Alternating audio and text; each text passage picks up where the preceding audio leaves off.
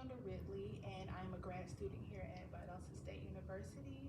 My pronouns are she/her, and I just want to inform you that today we will have a recording, and anything you say to me will be confidential, but this recording will be shared with Dr. Holloman and a research class that we have. But any exception of anything that you say that can harm others or harm yourself, it will be shared with Dr. Holloman. Is that okay with you? That's fine. Okay, so tell me what brings you here today, a little bit about yourself. So my name is Sylvia Okonkwo. I go by she, her, hers. I'm a grad student here at Valdosta. I currently am now working in Financial Aid's Customer Support Center. I used to work with Enrollment Services, so admissions and registrar, but we have since split from them this past weekend or past week. So now I'm just Financial Aid.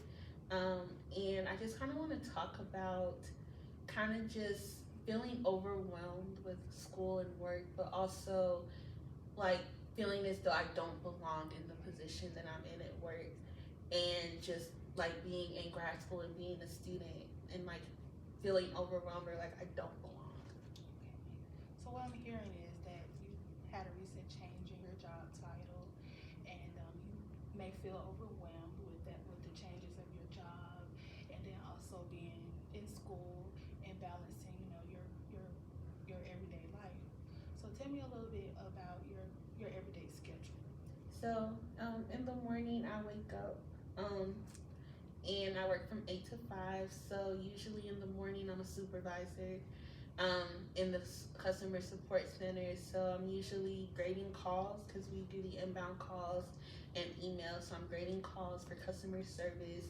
I'm answering questions in our team chat. Assisting other counselors who may have an issue with a parent or a student. Taking inbound calls as well.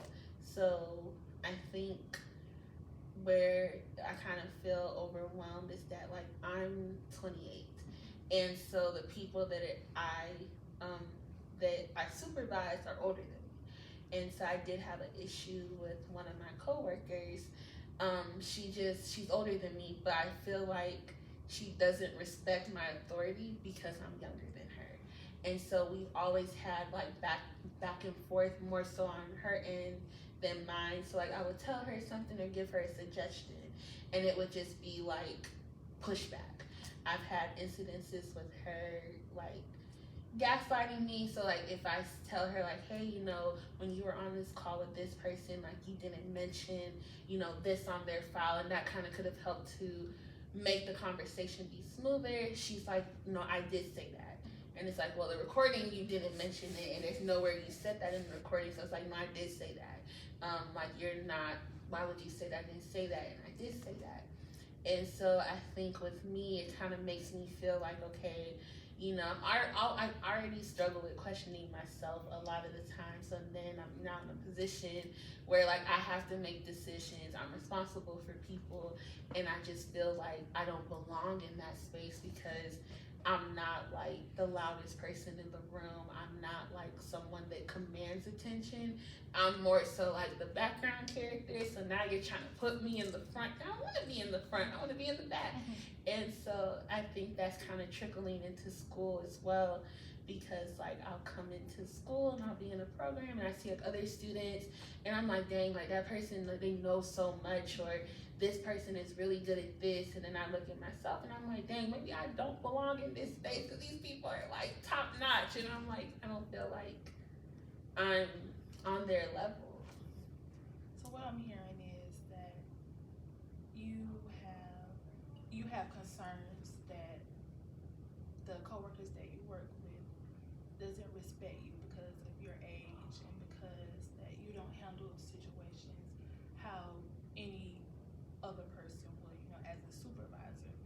And how do you manage to cope with your feelings of being overwhelmed at work and may feel like you don't belong in that setting?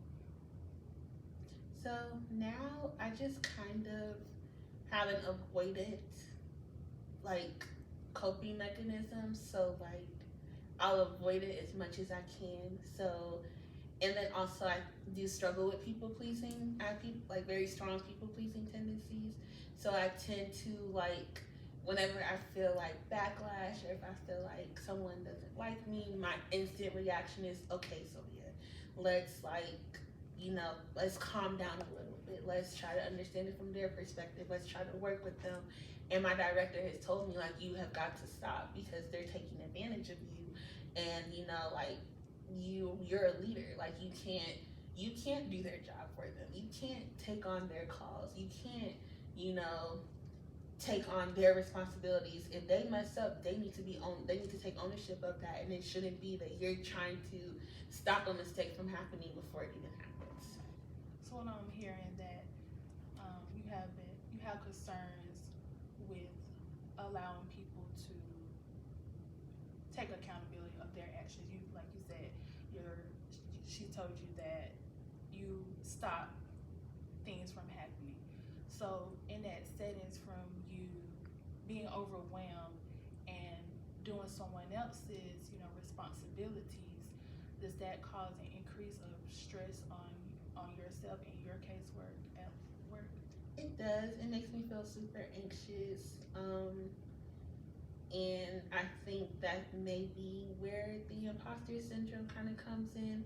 So I feel like I have to do things, I have to work extra hard because, these are people who've been working in the workforce longer than me.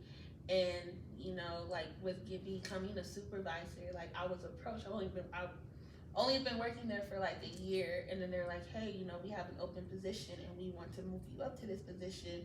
And I was already apprehensive going into it.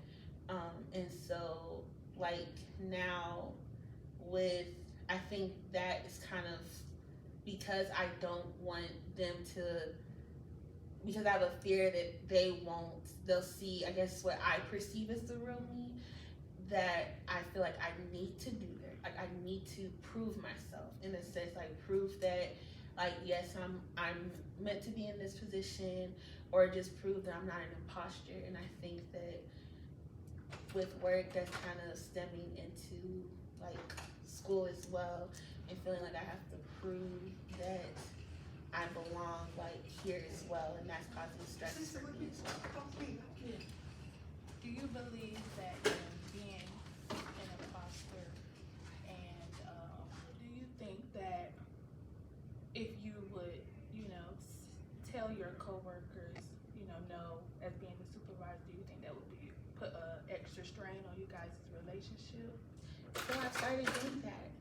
I did start telling them no, and I got a lot of pushback, and so it kind of made me feel bad, like, okay, dang, maybe I shouldn't have said no, because now they're upset with me, or, now they're going to see, like, okay, I'm not a good supervisor, I don't belong in this role, so yeah. So what are some good affirmations that you tell yourself when you get overwhelmed? Because I know it can be hard being a supervisor, leading the team and making sure that everyone, is happy. So I'm a Christian, so I like God plays like a huge role in my life. So I kind of just tell myself like, if God placed you here, He has a reason for you being here. And I kind of try to tell myself that with school as well. Like if He placed you here, He has a purpose for you being here. So it's not so much that you don't belong. It's just I have to get out of my head, and that's really hard for me. So I'm always in my head. And I see that you value your religion. So how does that impact you making decisions about, being a supervisor and feeling overwhelmed and feeling like you don't belong in the setting? How does religion play a huge role in that? So I try to use it to kind of bring solace to me. Right now, it's been working a little bit, not as much as I would want it to, but it's because I'm not really putting as much effort, because my mind is just, work with it as it comes and avoid it as much as you can. And I like have to stop avoiding problems, but that's very hard for me because that's just my natural reaction. Is if something is too hard, or if I feel like I don't belong somewhere, I either avoid or start pleasing, and it's never anything. It's one of the two. So that's really, really hard.